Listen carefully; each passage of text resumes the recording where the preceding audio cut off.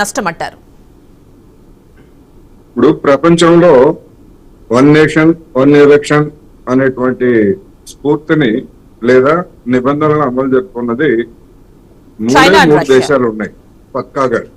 మరికొన్ని దేశాలు కూడా సైమల్టేనియస్ గా ఎన్నికలు జరుపుతున్నాయి, కానీ పక్కాగా స్థానిక సంస్థలకి నేషనల్ దానికి కూడా మూడు దేశాలు. ఒకటి స్వీడన్, బెల్జియం, అదేవిధంగా సౌత్ ఆఫ్రికా. ఈ మూడు దేశాల్లో కూడా స్వీడన్, బెల్జియం అనేటువంటివి ఒక మన జిల్లాలంతా, ఒక పెద్ద జిల్లా అంతా ఒక దేశం. సరే, సౌత్ ఆఫ్రికా ఒక 3 కోట్ల పైన 3-4 కోట్ల మధ్య జనాభా ఉంటుంది, అది ఒక పెద్ద దేశం.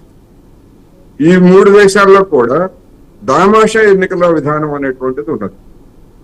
మరి దామాషా ఎన్నికల విధానం గురించి రామ్నాథ్ కోవింద్ కమిటీ అక్కడ సైమల్టేనియస్ గా జరుగుతున్నది అని మేము అధ్యయనం చేశామని చెప్పారు తప్ప దామాషా ఎన్నికల గురించి ఎందుకని దాన్ని చేయలేదు. అసలైనటువంటి ప్రజాస్వామ్యం దామాషా ఎన్నికలు కదా. ఉదాహరణకి సౌత్ ఆఫ్రికాలో మొన్ననే ఎన్నికలు జరిగాయి ఈ మధ్యనే.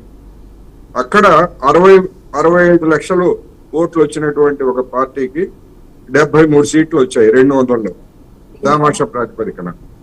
అదే 29,000 ఓట్లు వచ్చినటువంటి ఒక పార్టీకి కూడా 1 సీట్ వచ్చింది. అసలైనటువంటి ప్రజాస్వామ్యం అదే, లేకపోతే మైనారిటీ ఓట్లతోటి మెజారిటీ సీట్లు తెచ్చుకొని మాదే గొప్ప అని చెప్పేసి ఇక్కడ బీజేపీ పెద్దలు చెప్తుంటారు. 36-37% ఓట్లతోటి పోయినసారి 55% ఓట్లు వస్తే ఇప్పుడు అంతకంటే 1% ఓట్లు తగ్గినా కానీ 44% సీట్లు తెచ్చుకున్నటువంటి పార్టీ ప్రజాస్వామ్యం గురించి కబుర్లు చెప్తే అలాగా. అందుకని జమిలీ ఎన్నికలు అనేటువంటివి ఒక ప్రతిపాదన మాత్రమే. రాజ్యాంగంలో ఎక్కడ జమిలీ ఎన్నికలు జరపాలనేటువంటి ఆదేశాలు కానీ లేదా నిర్దిష్టమైనటువంటి నిబంధనలు కానీ ఎక్కడా లేవు. ప్రపంచంలో నేను చెప్పినటువంటి 3 దేశాల్లో తప్ప ఎక్కడా లేవు అనేక చోట్ల.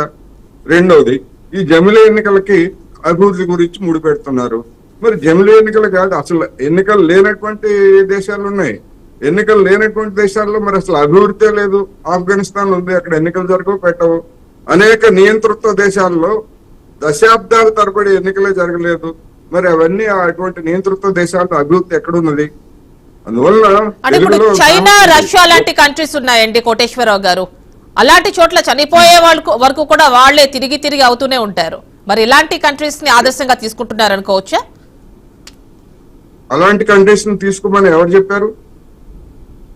ఎవరైనా చెప్పారా? వాళ్ళు కూడా అభివృద్ధి సాధిస్తున్నారు కదా.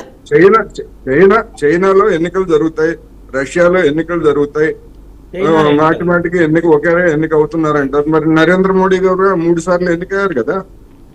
ఎందుకు ఎన్నికయ్యారు 3 సార్లు? అనేక దేశాల్లో ఒక టర్మ్ కంటే ఎక్కువ ఎన్నిక కావడానికి వీల్లేదని కొన్ని దేశాలు నిబంధనలు పెట్టుకున్నాయి. మరి నరేంద్ర మోడీ గారు మరి దాని గురించి ఎందుకు ఆలోచించలేదు? 3 సార్లు ఎన్నికయ్యారు, ఇక్కడ 3 సార్లు. మరి గుజరాత్ లో కూడా వరుసను ఎన్నికయ్యారు కదా ముఖ్యమంత్రిగా. అంటే వాళ్ళకి వర్తించవా అటువంటి నిబంధనలు? అందుకని ఇప్పుడు రామిరెడ్డి గారు మాట్లాడిందంతా ఏమిటి? జమిలీ ఎన్నికలు అనేటువంటి ఒక మాట చెప్పేసి మిగిలినంతా ఆయన ఎజెండా, మామూలు ఎజెండా, మత ఎజెండా.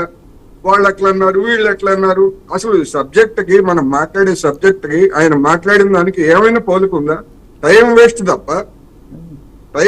తప్ప చూసేటువంటి వాళ్ళకి మతం గురించి లేకపోతే వాళ్ళు ఎట్లా అన్నారు, వీళ్ళు ఇట్లా అన్నారు, ఇది కాదు.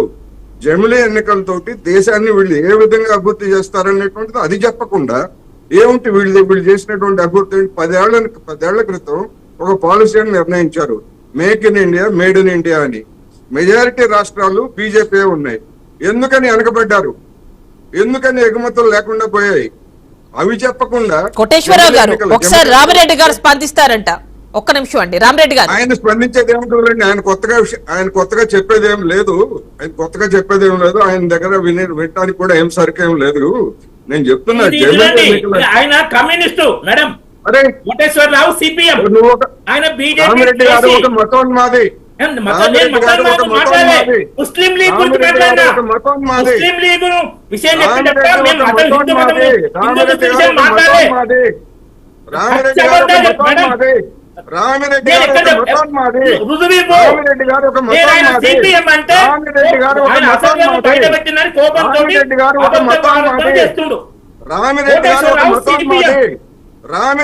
ఒక మతోన్మాది. ఇగో మతోన్మాదం ఇదే తప్ప పచ్చబద్ధాన్ని నోటికి పదే బయటికి పదే రాదు. వదిలిస్తే జమిలి ఎన్నికల గురించి మాట్లాడమంటే మతం గురించి మాట్లాడుతున్నారు. ఒక మతోన్మాది. ఆ పచ్చబద్ధాన్ని మతోన్మాది పదే పదే నేను వదిలిస్తే చర్చించేది ఏంటి? ఓకేనండి. చర్చించాల్సినటువంటి అవసరం నాకు లేదు. కోటేశ్వరరావు ఓకే జమిలి రండి. ఎన్నికల గురించి మాట్లాడమనండి. ఆయన దగ్గర చట్టం ఉంటాయి. నన్ను జమిలి ఎన్నికల గురించి దేశానికి మేలు చేసేది ఏంటో మాట్లాడమనండి. నేను కమ్యూనిస్టా లేకపోతే ఇంకొకటి ఒక్క నిమిషం అండి, ఒక్క నిమిషం. ఎవరైనా ఒక్కరు మాట్లాడండి. ఆయన ఒక మతోన్మాది గురించి మాట్లాడుతున్నాడు ఆయన. కాదు మేడం ఆయన ఆపండి. మతోన్మాదం గురించి మాట్లాడుతున్నాడు. చర్చ మతోన్మాదం మతోన్మాదం గురించి కాదు. జమిలి ఎన్నికలు మాట్లాడుతున్నా జమిలి ఎన్నికలు జమిలి ఎన్నికల ద్వారా మతోన్మాదం గురించి మళ్ళీ మాట్లాడుతున్నాడు. మళ్ళీ ఎన్నికల డెవలప్మెంట్ అని చెప్పాను. ఆయన కింద లేదా ఏం చెప్పారు? దేశం కానీ రాష్ట్రం కానీ డెవలప్మెంట్ జమిలి ఎన్నికల గురించి ఎన్నికల ఎంత మాట్లాడారు? మతోన్మాదం గురించి ఎంత మాట్లాడారు?